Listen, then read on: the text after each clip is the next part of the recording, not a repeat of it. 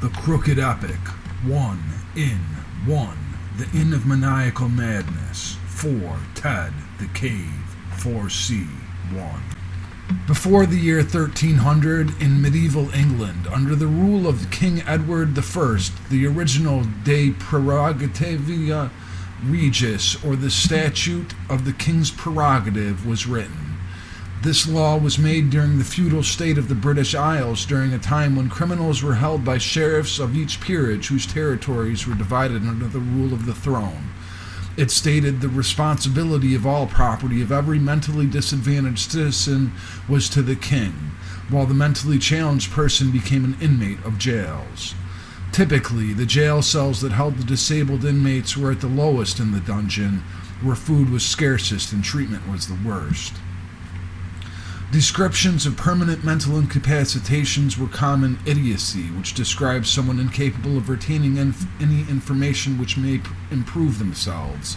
Lunacy, which identifies people whom are so mentally unstable it affects how they can become controlled by minor changes in the environment, such as lunar orbit. Or retardation, which refers to an inflection where a person is prone to commit the same mistakes continuously. Many have historically compared the simple state of melancholy or anxiety with chronic depression, and have likened the human expression of passion and love with mania. The adjective in history most rudimentarily used to describe mental handicap is madness. The wording is also synonymous with rage or anger, which are derivatives of emotional hate, the associated feeling of pain, and symptom of ignorance. Insanity in and of itself is derived from the human's lack of sane thoughts, which was an invention of Homo sapiens to distinguish the publicly accepted reality from the personal creative imagination. The other historically documented treatment of innately deformed people was stigmatic tribal abandonment, a leading cause of racial differentiation, stemming migratory populations and premature infanticide. The Inn of Hob was called the Inn. It was past the lake, which fell within the walls, laying in a special enclosure separating it from the forest and the rest of the city. Its walls were cement, with windows which were 4 by 3 feet wide and inset 4 inches from the exterior. The enclosing border was made of 20 to 30 foot high wooden planks which were set against the 5 foot wide cement barrier that was used as a walkway and lookout. Parts of the barrier near the gate, which was steel, contained wooden pathways and ramps, and others with cement.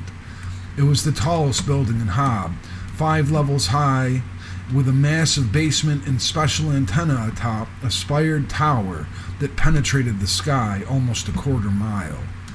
It had guard turrets stretching from each of the 4 corners. This was where the traveling populations of merchants, refugees, and infantry resided. There were several properties to this real estate which were unique to the dimension of Hob, and in many ways, this building that served as an embassy was also an intricate military stronghold. The people of Hob would stay at the inn when they were out of work in the local economy. At the end of the skirmish, when Alex looked out over the lake, he fell to his knees and raised clenched fists to his temple, tearfully. This terrific battle he had prevailed on his lonely journey had mentally drained him, weakening his spirit. He felt the loss of innocence and protruding guilt through his mind. Little did he know that Barry would be reawakened, yet again, in further parts of the maze of Hob.